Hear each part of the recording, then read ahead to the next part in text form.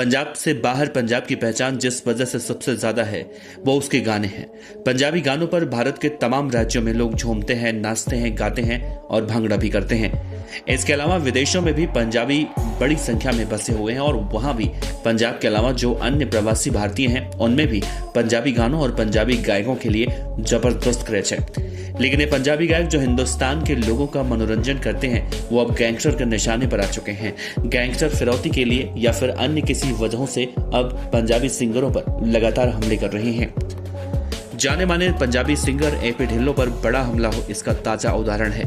Canada के Vancouver में स्थित विक्टोरिया आइलैंड में एपी ढिल्लों यानी अमृतपाल सिंह ढिल्लों के घर के बाहर हुई फायरिंग के बाद एक बार फिर से बड़ा सवाल खड़ा हुआ है कि पंजाब और विदेशों में रहने वाले पंजाबी गायकों की सुरक्षा का क्या होगा।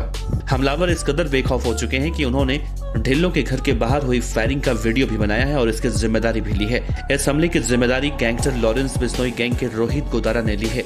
कहा जा रहा है कि लॉरेंस बिश्नोई से जुड़ा हुआ रोहित गोदारा इस वक्त विदेश में बैठा है और गोल्डी बराड़ के साथ मिलकर इस वारदात को अंजाम दिलवा रहा है। एपी ढिल्लों के घर पर हुए हमले से 2022 में जाने माने युवा पंजाबी सिंगर सिद्धू मूसेवाला की घटना की याद भी आती है। सिद्धू मूसेवाला पर बदमाशों ने ताबड़तोड़ गोलियां चलाई थी और उसके बाद भी पंजाबी गायकों की सुरक्षा को लेकर कई सवाल उठे थे।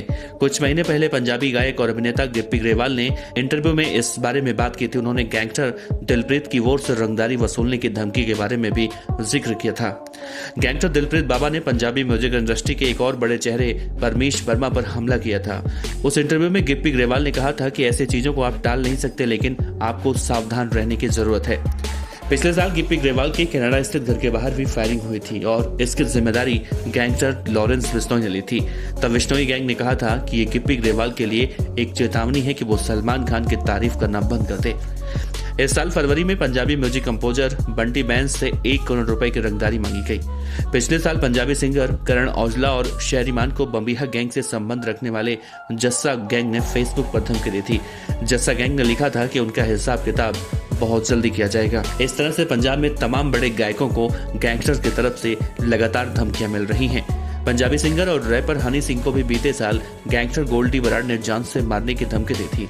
गोल्डी ने हनी सिंह को एक धमकी भरा वॉइस नोट भेजा था। इसके बाद हनी सिंह ने दिल्ली पुलिस की स्पेशल सेल को इसकी शिकायत दी थी। इससे पहले भी बहुत कम उम्र में पंजाबी गायन इंडस्ट्री के चमकते सितारे बने अमर सिंह चमकीला की महज 27 साल की उम्र में कुछ अज्ञात बदमाशों ने गोलियों से भूनकर हत्या कर दी थी।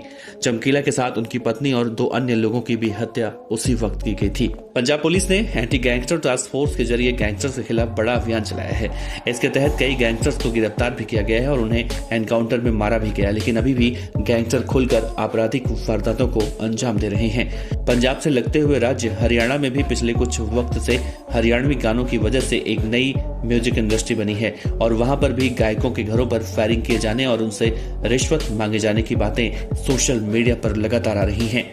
पंजाब की सरकार और विदेशों में जहां जहां पंजाबी गायक रह रहे हैं वहां की सरकारों को गैंगस्टर्स के खिलाफ मजबूत अभियान चलाकर इनके नेटवर्क को ध्वस्त करना चाहिए, जिससे कि इन सिंगरों की जान की हिफाजत की जा सके और उन्हें गैंगस्टर्स के आतंक से निजात मिल सके। वैसे दोस्तों, आपका क्या कहना है? क्या इस पूरे मामले में कोई कठोर कदम उठाना चाहिए या नहीं? अपने विचार कमेंट बॉक्स में जरूर रखिएगा। आपका बहुत बहुत शुक्रिया।